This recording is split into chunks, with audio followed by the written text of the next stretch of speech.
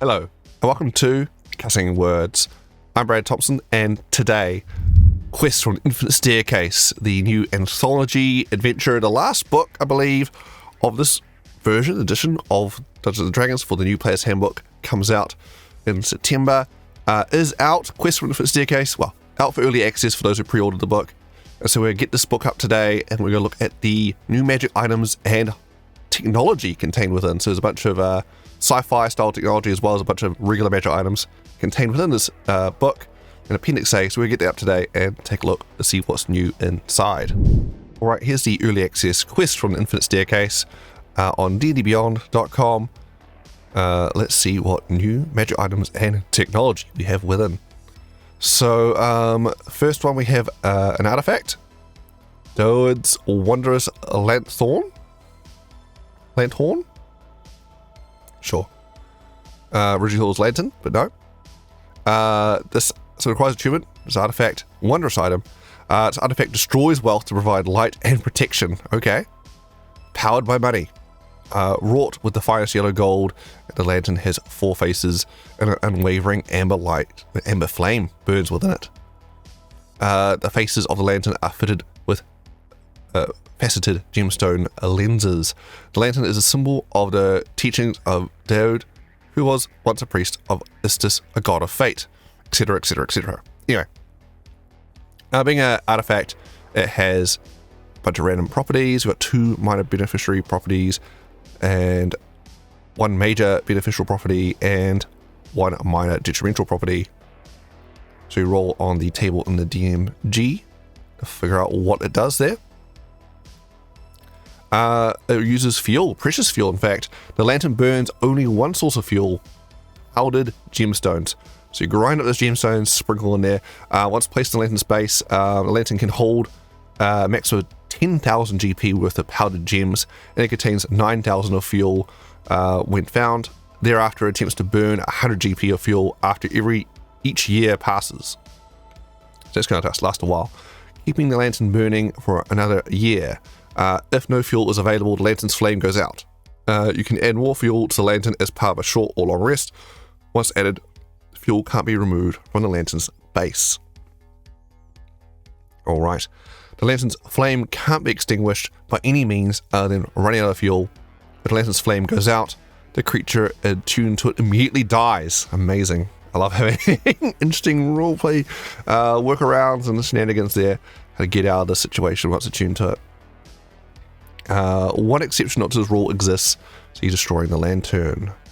What's a lantern? Anyway. Revealing light. The lantern sheds a bright light in a 60-foot radius and dim light an additional 60 feet. Invisible creatures and objects are visible while in the lantern's bright light. Does that fix you too? I guess if you're invisible or your mates are invisible, we all reveal, damn it, turn on the lantern, what are you doing? I'm attuned to it.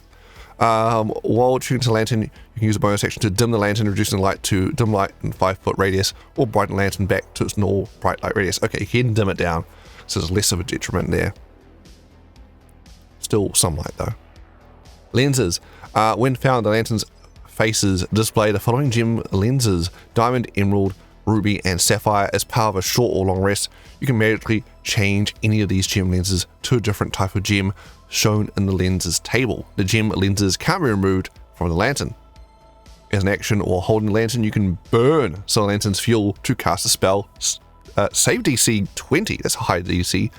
I guess that's an artifact. It's pretty good. Through 1 or more of its current gem lenses, as noted in the lens table. So you need to preload your lenses. The spell's target or point of origin must be in the lantern's area of bright light. If there isn't enough fuel left to cast a spell, the last of the remaining fuel is expended and the flame goes out, which, if you're tuned to it, immediately kills you. Fun. And I guess it's kind of hard to tell how much fuel's in there. Like, how much is in here? I think it's enough, maybe. What a gamble. Lenses. Lens color. So we've got amethyst, which is reverse gravity for 3000 GP. Whew. Alright. Diamond, disintegrate for 2000 GP. We've got emerald, haste for 500 GP. Bargain. Do haste all the time. Perfect. Jacinth, flame strike for 1000 GP. Ruby, hold monster for 1000 GP. Sapphire, for Fear Spell for 500 GP, Topaz Slow for 500 GP, and Prismatic Wall for 5,000 GP. So yeah, so it seems to be like 5k for the 9th level spell, 3k for the level 7 spell, 2k for 6th level spell, Disintegrate there.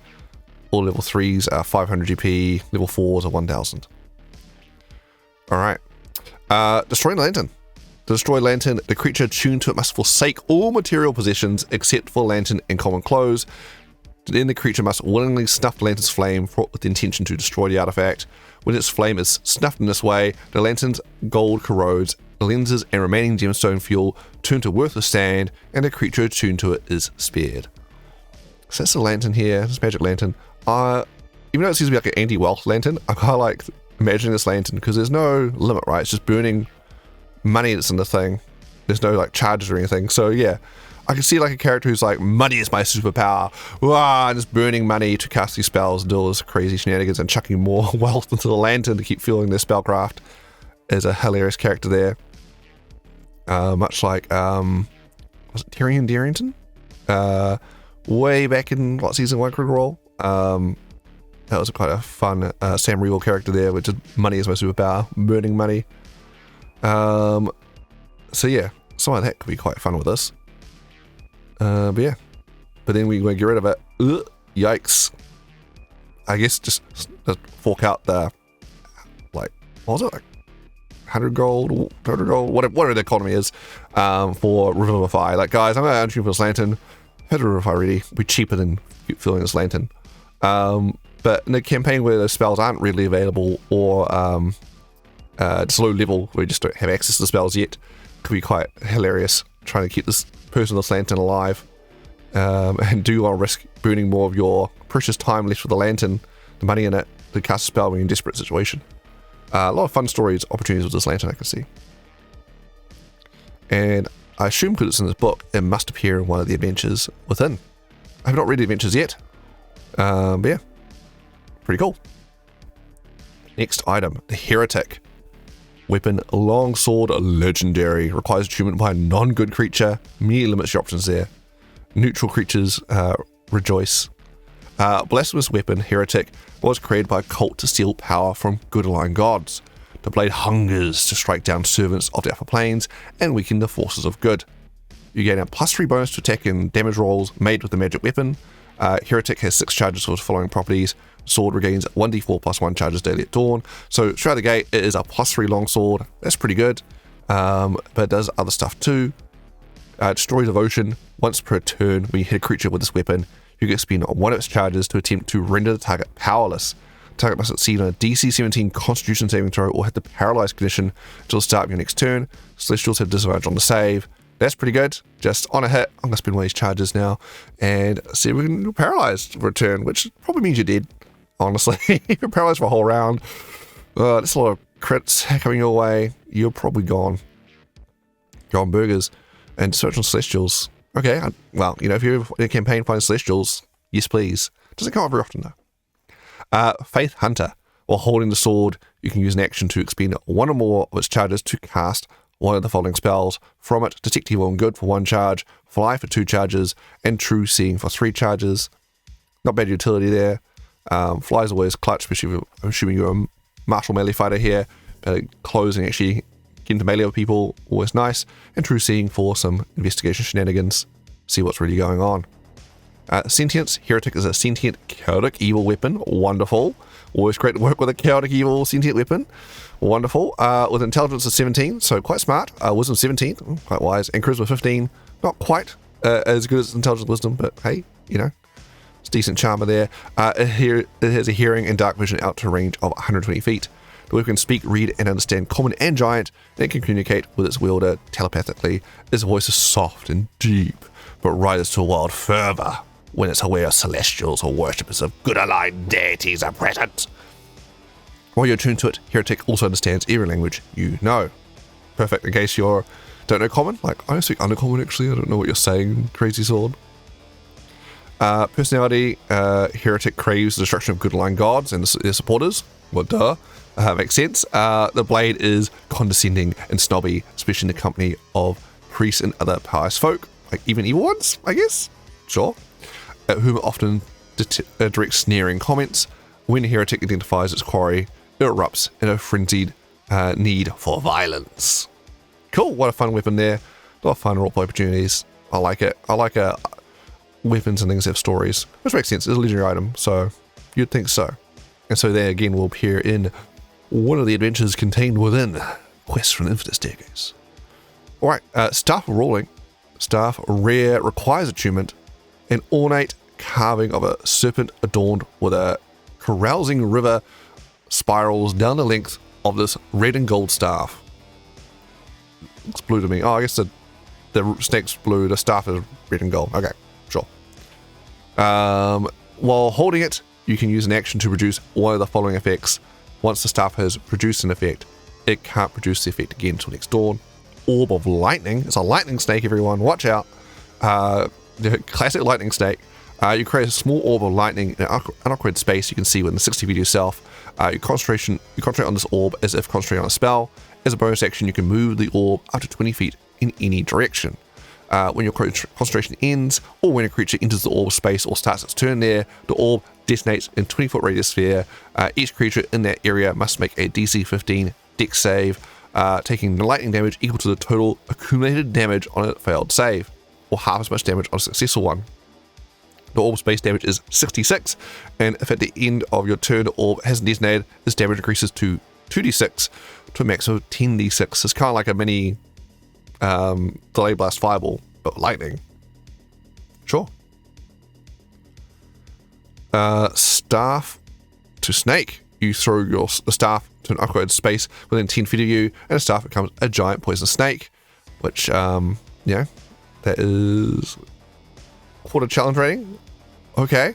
So you toss, you got your rare tuned magic lightning staff, and you go, minion, protect me. You toss your rare magic item on the ground. It turns into a quarter challenge rating giant snake. It's like the Jafar problem. Don't turn into a giant snake. It never helps. It never helps. Don't throw away your rare magic item to turn into a useless snake minion. What are you doing? Snake is under your control and shares your initiative count, but takes its turn immediately after yours. On your turn, you mentally command the snake if it is within 60 feet of you and you don't have the capacity condition. You decide what action the snake takes and when it moves during its turn, or you can issue a general command such as to attack your enemies or guard a location. If you use a bonus action to speak the command word again, or the snake is reduced to 0 hit points, the snake reverts to a staff form in its current space, and you probably lost your staff. Like, oh no, my snake minion died and now I've lost my rare magic item. Why would I do this? Otherwise, what you can do with the staff is thunderclap. You point the staff skyward, producing a fearsome thunderclap. Each creature of your choice in a 30-foot radius sphere centered on you must succeed a DC 15 Constitution saving throw, or have the deafened and frightening conditions until the end of your next turn. Deafened is always kind of funny, not that useful. Frightened, sure, good. DC 15 though. But yeah, I guess you use each feature once, right? So you go Orb of Lightning, Thunderclap, and then I've used up everything else. Desperation Snake. Get out of here, useless staff. Go. Eat one attack for me before you die. All right, on to the technology. Sci-fi time. Here we go. This section presents technological devices and weapons. They have special rules. The items are presented in alphabetical order. See the Dungeon Master's Guide for more information on explosives and other futuristic weapons, such as laser pistols and anti-matter rifles. Yes, there's always been rules for this type of stuff in the Dungeon Master's Guide. Hidden back there. For those that didn't know, it's hidden in there. You can find it. If you do want to have some sci-fi elements in your D&D campaign, but here's some more options for us today. On many D&D worlds, these devices are strange and unfamiliar anomalies, if they exist at all. If you're nervous about including such technology in your game, you can limit the number of energy cells the characters discover during their adventures. Most devices are useless without them. You need batteries, okay? If you're in a medieval fantasy land, they don't make any more batteries, so if you're out of batteries, it's useless now, it's garbage. Due to their rarity, these items are priceless garbage. Alright, a collector or something might buy it, who knows, it doesn't work anymore. This is artwork, all the bits and pieces there. Alright, anti-gravity belt. Metal tubes ring the lower edge of this wide belt. It is powered by an energy cell stored in a metal case near the buckle. Placing a full energy cell in the belt gives it about 10 charges. And what's the right for energy cell here? So the basic rules, The ammunition or a firearm is destroyed upon use. Futuristic firearms are powered by a special type of ammunition called energy cells. Energy cell contains enough power for all the shots its firearm can make. Okay. So in this case, energy cell gives this belt 10 charges.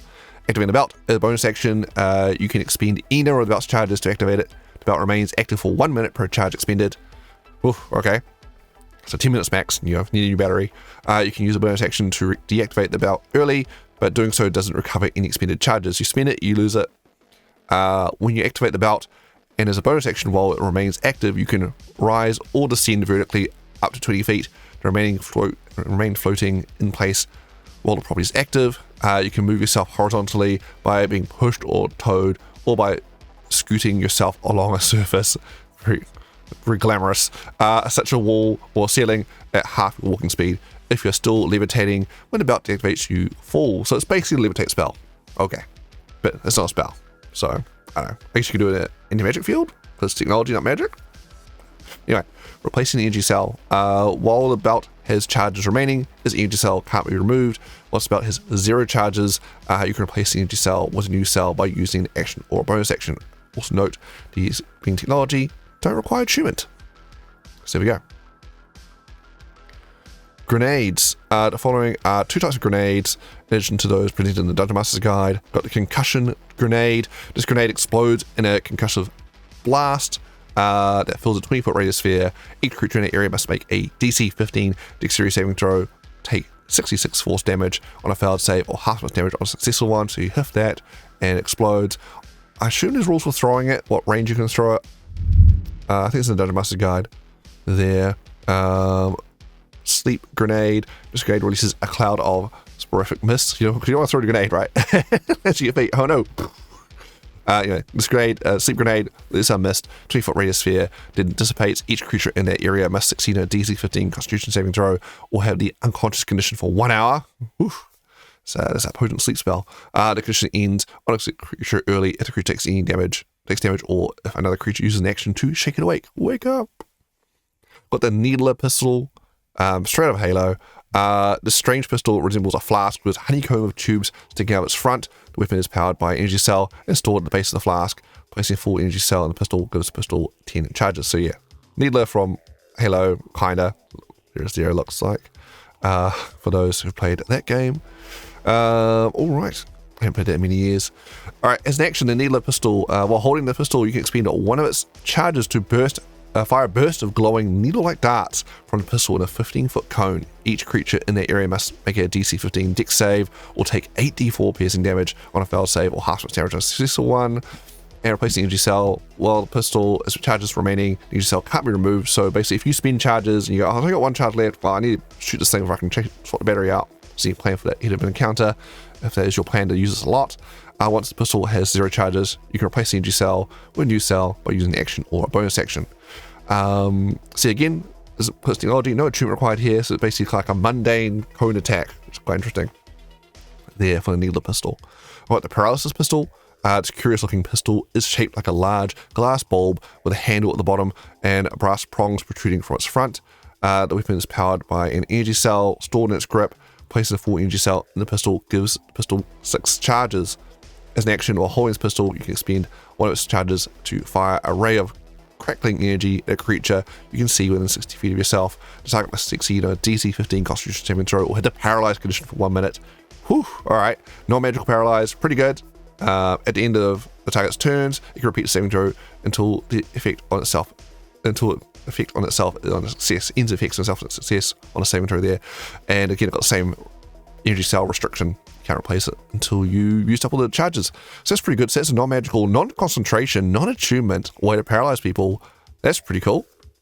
And so like, imagine this is a sorcerer, so you can like action, use your paralysis pistol, fire this off, and then quicken spell with better magic, cast a spell as well in the same turn. That's pretty cool. Oh, give this magic items and things to these technology familiars or whatever to fire off.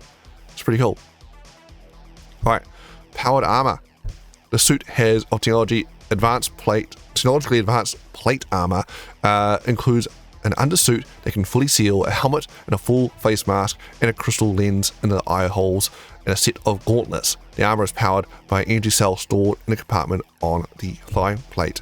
Artificers rejoice. power armor. Here we go. Placing a full energy cell in the armor gives the armor 24 charges, so solid charges. A suit of powered armor functions as a suit of normal plate armor, even when it has 0 charges remaining. Again, this is magic. So imagine an artificer could put magic stuff all over this, all their artificer infusions as well. Crazy.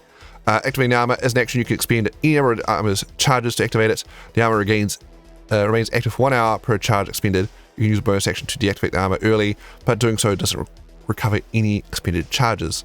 While the armor is active, you gain the following benefits. Augmented physicality, you have advantage on strength checks, and your carrying capacity is doubled.